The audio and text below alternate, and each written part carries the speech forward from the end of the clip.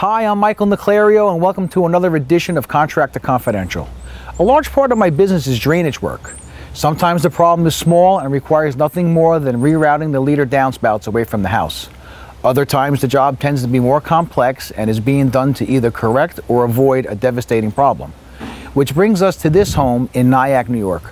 The homeowner was having issues with water in his basement. Each home is unique and there are many factors that determine how we tackle a job. This particular home was built in the mid to late 1800s. We know this because the house lacks a traditional concrete footing and the walls are constructed with clay brick and mortar. Let's take a closer look.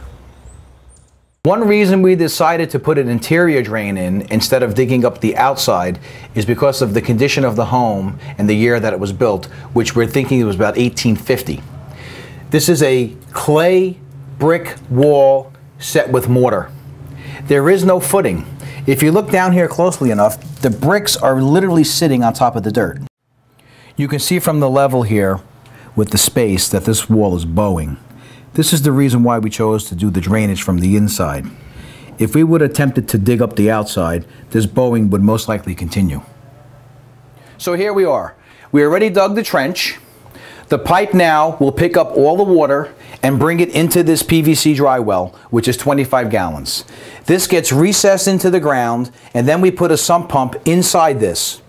Once this is complete, the water will draw from the drain pipe into the well and will pump the water outside the house. The trench is lined with filter fabric in order to prevent dirt and silt from getting into the 3-inch perforated pipe. Perforated pipe is a PVC pipe that has 2 rows of holes that run the length of the pipe. The holes are important because they allow the groundwater to seep up from the bottom and then run down the pipe to the holding tank. This is where the water will eventually wind up and then be pumped out by the sump pump.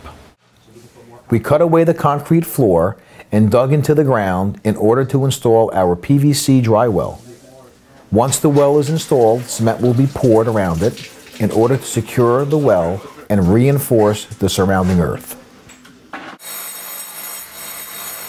We drilled through the wall in order to install our 2-inch PVC outlet pipe, which leads from the sump pump to the outside of the house.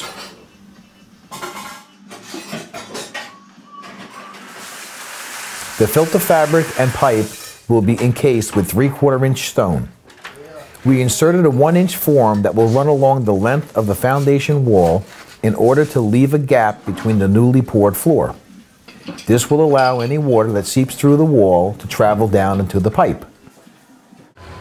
We had a row of plants lining the side of the house. Because of the fragile nature of the foundation walls, we decided to remove all the plants. We were afraid of the root system penetrating the walls and adding to the problem. In addition, we rerouted the downspouts to run together and away from the foundation. Initially, both spouts were running directly into the ground. Over time, the mortar between the bricks loosened and created holes where water could penetrate the house. The crumbling mortar was removed and the holes in the foundation were patched with waterproof cement.